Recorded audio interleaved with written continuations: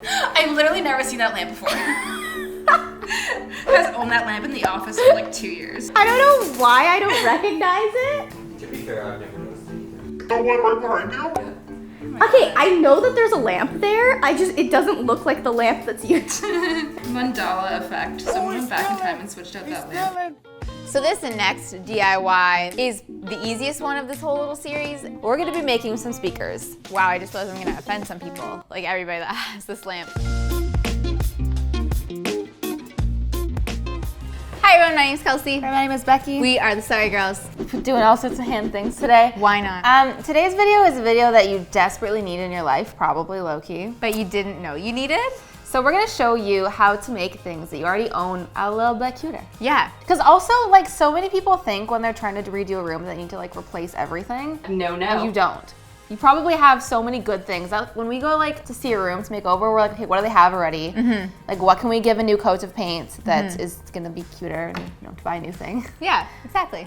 So we're gonna show you some hacks to turn things that you own already into better looking things. Yeah, before we jump into it, make sure you guys are subscribed, because that's what makes us smile. Ding. All right, go ahead.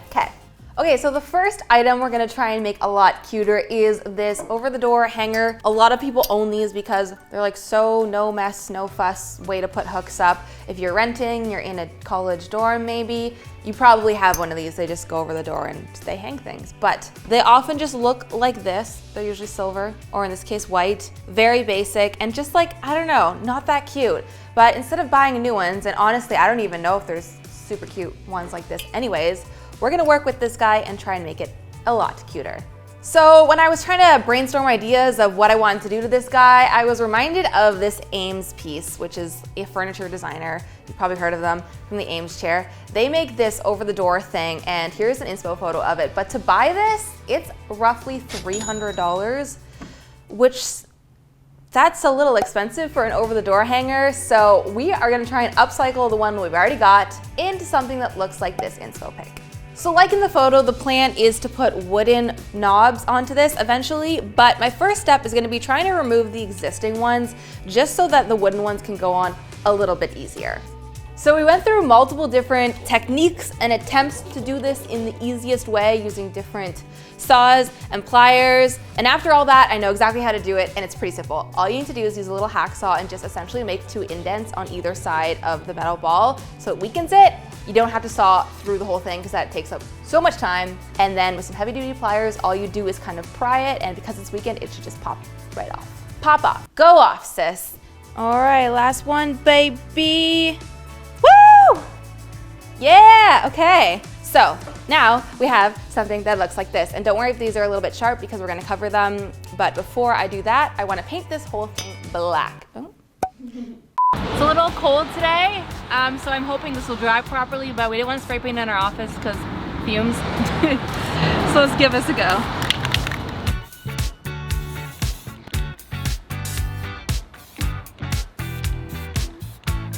So while that paint dries, we're gonna move on to the wooden knobs that we're gonna add onto the hooks. So to do that, I picked up these little, they're like beads with flat bottoms from the craft store, and I got them in 2 different sizes, a big one and a little one. And they already have holes, but these are not big enough to fit on the bars. So I'm gonna use a drill bit to just make the holes a little bit bigger. And the trick here is gonna be making all of the holes the same depth so they sit evenly. So to do that, I'm gonna add a little bit of tape to the drill bit so I know when to stop drilling. So all the little knobs now have the holes drilled out, and these holes are the same size as the hooks on the rack. So next we're just gonna put them on. I'm gonna put a little bit of hot glue in there and then place them on top.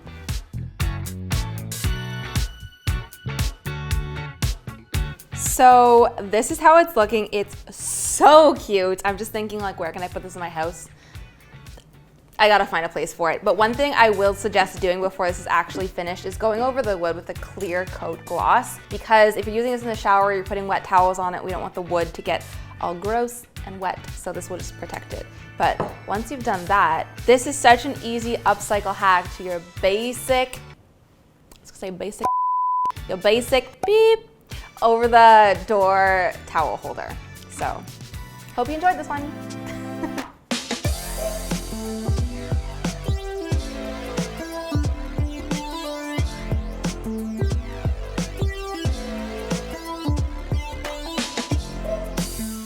So this next DIY, making things you already own cute, is the easiest one of this whole little series and probably the most affordable out of this whole series. So make sure you listen up. What we're going to tackle is those not so cute soap containers and plastic hair conditioner containers, all that plastic you have in your house that you use pretty much daily, and we're gonna make it cute.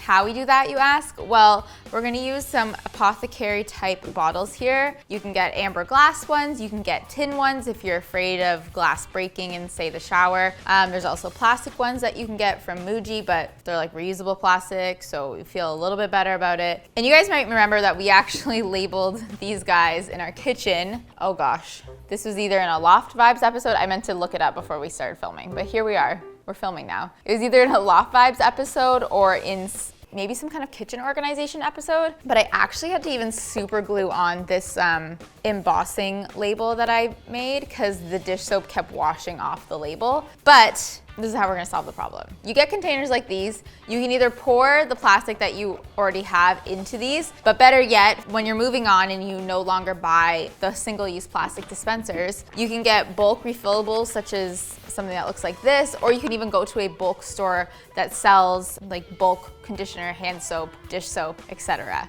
It's in a pretty exciting time that we live in where we can go to a grocery type store and refill your everyday usables. But once you have your bottles here, you're still gonna need to label them so you and any of your guests don't get confused. Low key in my shower right now, I have a bigger bottle and a smaller bottle, and that's the only way I know.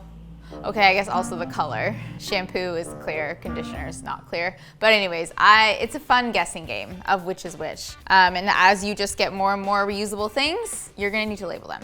So, to label them, we have created a template for you, some really cute designs. We did 3 different designs as seen here, and you can print them out from our website, and there's also 6 different labels like hand soap, hand lotion, dish soap, body wash, shampoo, conditioner. Our templates are made for these Avery stickers. We tested these to make sure that if they got wet, the ink wouldn't run, and these are good for LaserJet and inkjet printers. Is LaserJet a thing? Or it just says laser? Laser and inkjet printers, which is good because I know we all have different printers.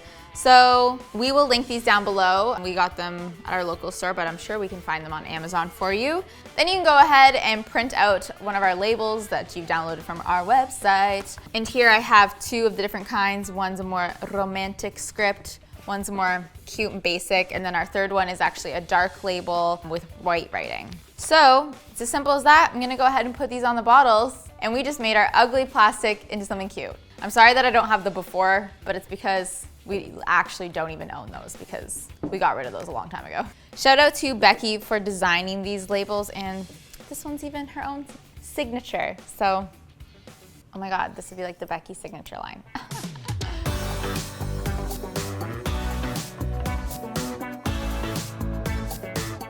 Yeah, I think these are so adorable and so much more luxe looking, and you're gonna fool all your friends into thinking that this is a brand and you don't just refill it from the bulk store. You're so sneaky, and I love you for that. That's all I had to say. On to the next one. All right, so next up on the things you already own that we want to make a lot cuter, we're going to be making some speakers. Not actually making the speakers from scratch, but making a cute AF cover for some speakers. So this idea actually spawned from one of you guys. I think it was when we were talking about redoing this background, and Kelsey found, can you even see these? No, I haven't. Walk with me. Kelsey found these amazing vintage speakers at the thrift store.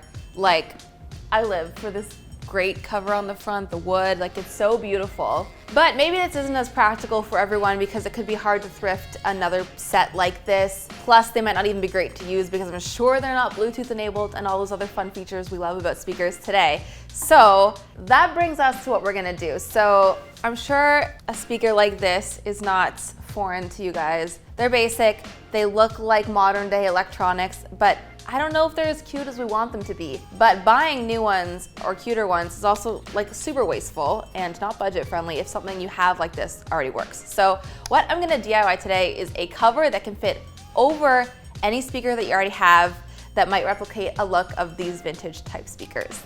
So the box we're gonna make to fit over this is kind of like a glorified Kleenex box cover in the fact that it's not gonna have a bottom, because then that involves like making a door for the speaker to come in and out. This is just like an easy thing to place over and cutify the speakers. So we're gonna deal with the front of it last, but to start, I'm gonna make essentially a 3-sided box, but really it's like 2-sided. It's gonna be the top, the back, and the sides we're gonna work on building first. And I'm gonna make that out of this wood. It's like craft wood you can get in the hardware store, and it's 1/4 inch by 5.5 inches wide. The 1/4 inch is what you wanna look for, but as for like the actual width, that's gonna matter based on whatever speaker you have. So as you can see, this is like big enough to cover the speaker.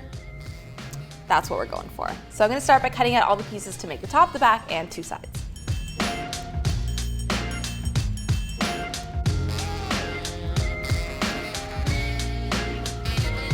Part of Super Smash Bros. The like logo is like a cross. It's like a ball, like a circle, and there's like a cross. That's like the logo. I think I know what you're talking about. So now all the pieces for the top, the back, and the sides are cut out. We have them here, and it's gonna go together something kind of like this. One set of hands, we don't know. No, I'm feeling very ambitious about this.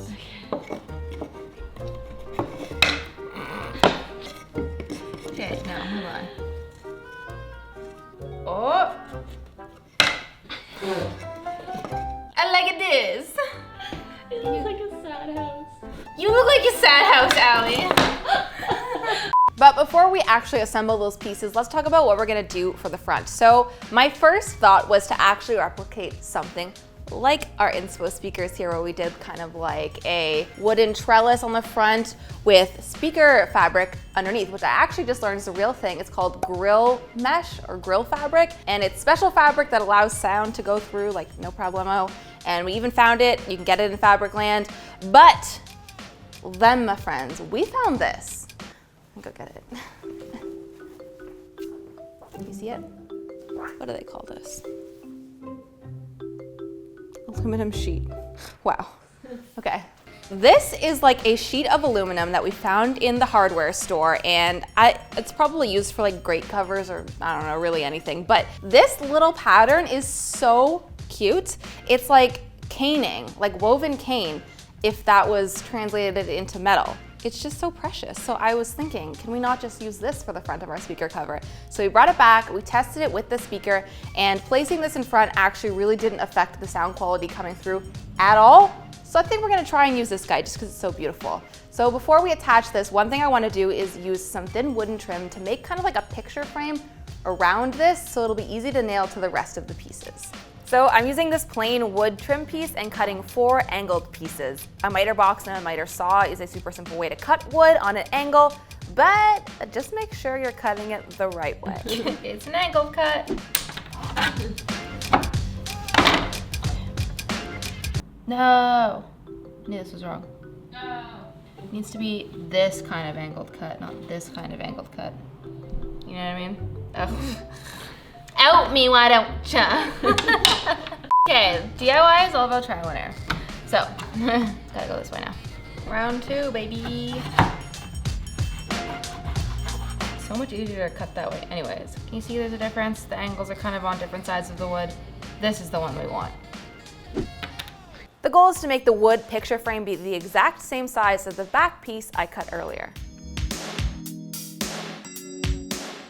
Yote! This is gonna be so freaking cute. So now it's time to assemble the frame together as well as all of the other pieces I cut earlier with some wood glue.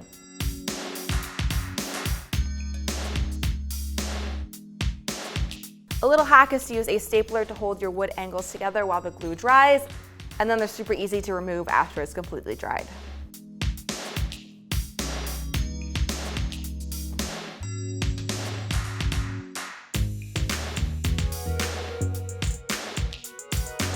So once the box and front of the frame were dry, I'm going to stain all the pieces with a dark brown wood stain.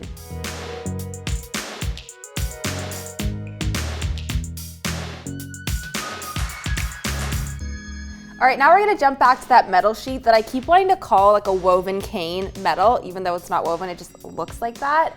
We're gonna use this piece now to make the remaining front bit. So what you're gonna do is take that picture frame piece we had made and lay it on top and trace out that size and then cut it down. You can actually cut this stuff with regular scissors. It honestly cuts like butter. But the only thing is I'm thinking it's probably gonna dull your scissors a little bit, so don't use your favorite pair for this. I know you have a favorite pair. I have a favorite pair. It's like kitchen knives. Don't you have like a favorite kitchen knife to use? Yes, you have a favorite pair of scissors too, probably. Don't use those ones for this. And then I'm gonna take this piece outside and spray paint it gold. Once the gold paint is dry, I'm gonna hot glue it to the back of the wood frame.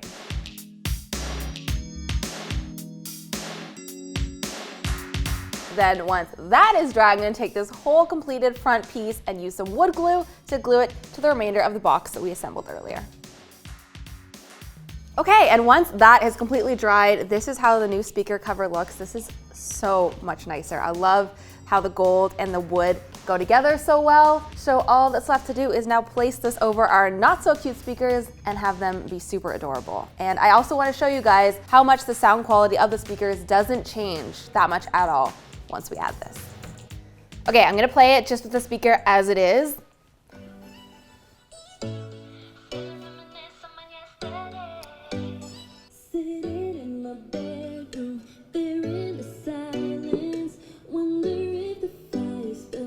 Not bad, right?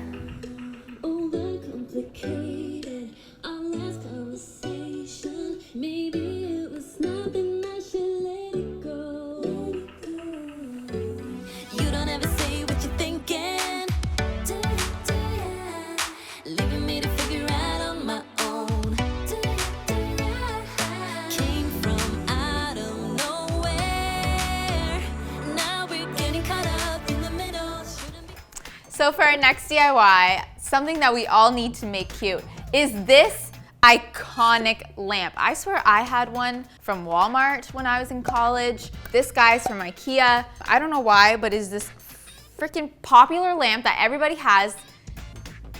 Wow, I just realized I'm gonna offend some people, like everybody that has this lamp. But I think that it doesn't look very unique since lots of people have it. But it's also very affordable. So I understand why you purchased the lamp, because you're like, wow, I can buy that lamp. It cost me $10. This one's 20. But it has one without the extra one. That was like 15. So. Wow. It cost me less than a nice meal. So I'm going to upcycle this. So my plan for upcycling this, it's not fully fleshed out, so you're gonna have to come along with me on this journey. But my plan is to basically swap out these shades and maybe add some kind of like intertwined table element to make the whole thing a little bit revamped and also less random. Because I feel like this arm is random. Like,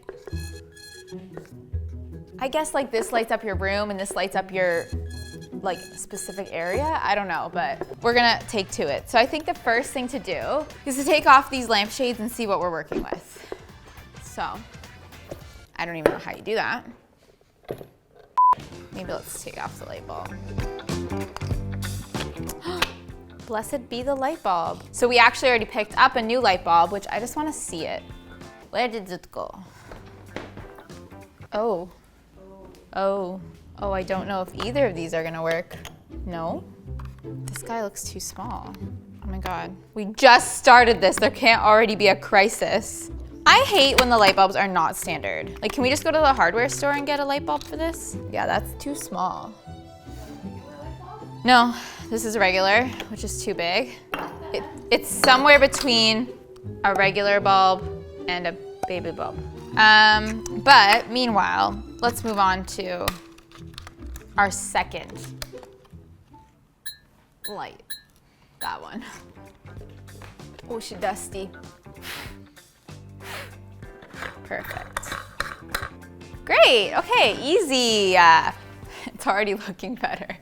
That's saying a lot. So what we also got from IKEA, we're upcycling this IKEA product with more IKEA products. But you could do any kind of lampshade or something. What we need is this cross piece so that we can attach it to our pole here. So this could either go like this, but that means you're gonna see the light bulb. So it's gonna go like this, which is pretty cool. It makes it like tall and substantial.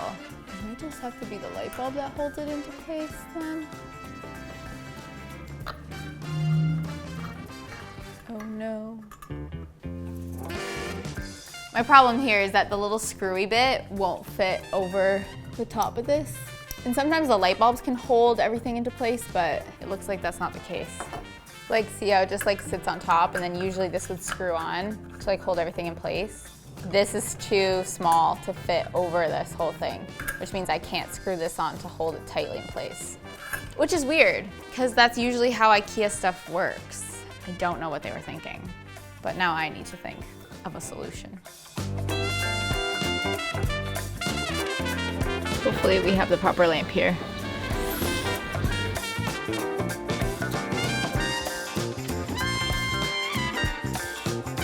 I think it's like a searchlight for camping or for hunting. Oh, sketchy.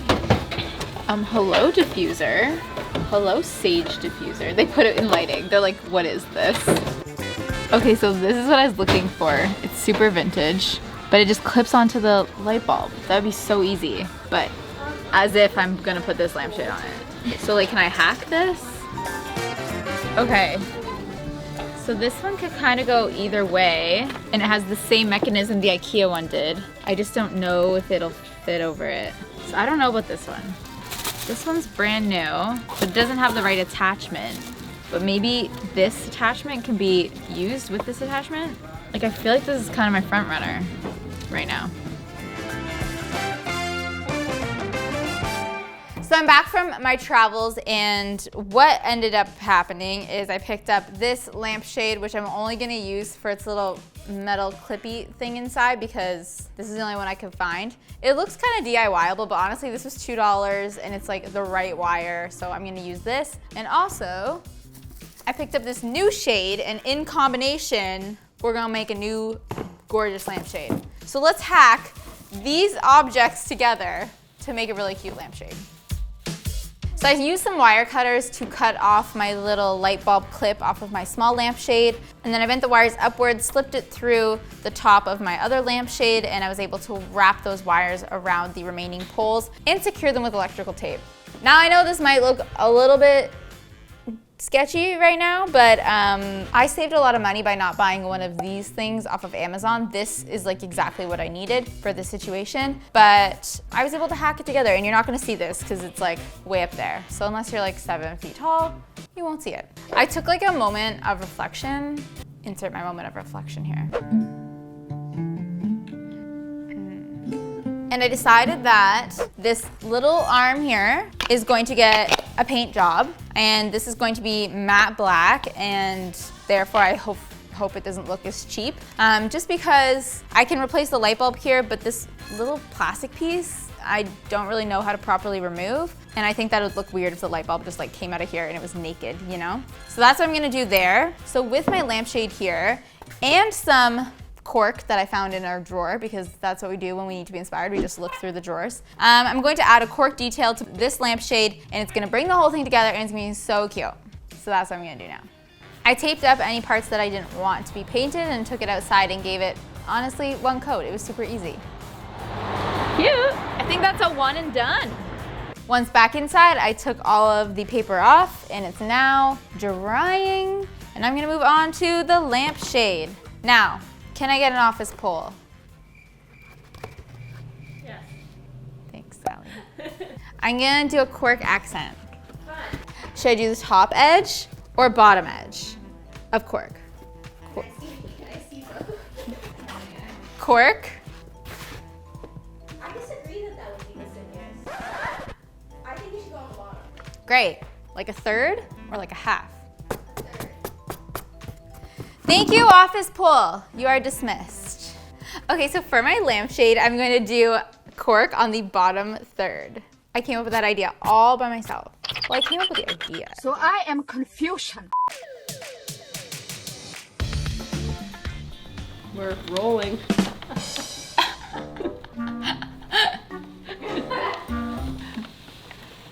Don't ask questions. Just roll with it. I don't know why you guys are hating so much. Like, measure once, do a template once, then cut once. I don't know. What?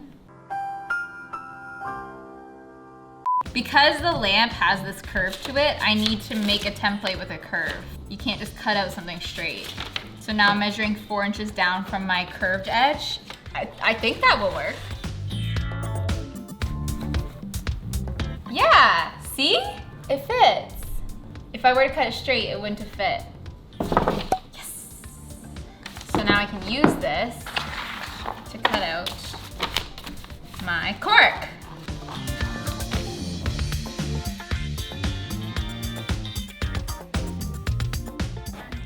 That looks cute. We are into this. So I can easily clip my lampshade onto the bulb here. And I think this looks really chic. And then I have my little spray painted arm here, and I think the key is to have it in this position because this is what's gonna work with my next step. I think some of the reasons why this lamp looks a little weird is because this arm is like this weird limb. This is gonna work really well if I put it in this position and do my next DIY, which is this kind of wonky, cool tray from IKEA. I'm going to actually turn it into a little table, and it's gonna be a nesting table that sits nicely with the lamp, which means that this little arm is gonna be its like own table lamp. It's gonna be so cute. So my first step, I think, is cutting my legs. And for that, I picked up some dowels here. What size are you? 1 inch and 1/8. That's how big they are. I'm gonna cut them to 2 feet, and I'm going to be using 3 legs in total. So I drilled the hole into the top center of my dowel, making sure that it was very straight. And I did it so that there was maybe like 1 inch left of the bolt side showing. And then I was just able to screw in the rest of the bolt using some pliers to just turn it. It's in there, nice and tight. And I did this 3 times, and they fit nicely into my little plates here. Oh, they go the way. Hold on. They go this way. Rookie mistake, I bought small wood screws thinking that I could screw this to the bottom of my tray, but spoiler alert, it might look like it's a thick tray, but it dips in. So this thickness is not thick enough to screw into, so I'm gonna glue these. But before I get to that part, I have to make this a nesting table because I want it to snug and hug my lamp. And to do that, I'm actually going to drill a hole in the center that's just a little bit bigger than my lamp pole. And then I'm going to take my circle saw and cut 2 straight lines to meet the edges of that hole, which then makes the slit that my lamp can now slide into the center of my table. And then I went ahead and chiseled off the feet that were on the tray just because they're gonna get in the way of me putting on my own feet. So I have my legs here with my furniture plate attachment. So I'm actually going to be doing 3 of these. I'll do 2 on either side of the slit and then 1 at the top. I want to put these as close to the edge as possible to make sure that it doesn't get in the way of the base of the lamp. And like I said before, I'm gonna have to glue these with some good old construction adhesive and some clamps since I can't really screw into this thin ply. Oh, she's so cute.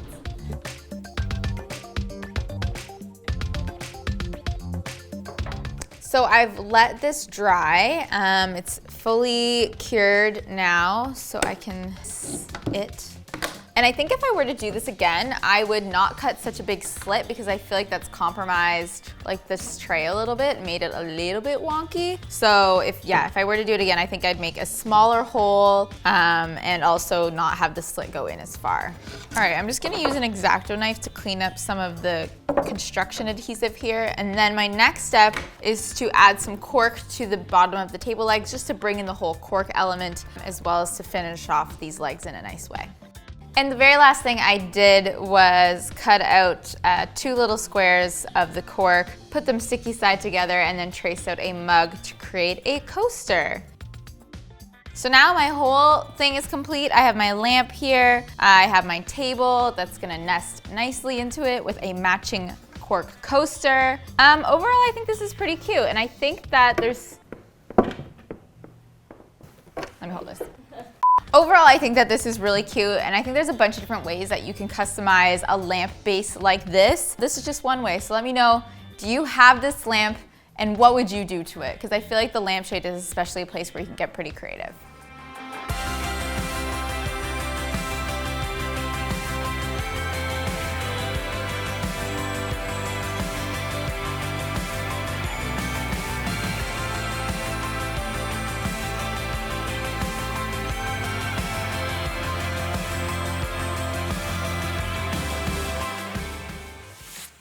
Thanks so much for tuning into this week's episode. If you like this and learned something from it, give us a subscribe. Why am I holding a ruler? I don't know. How much fun did you have in today's video? This much fun!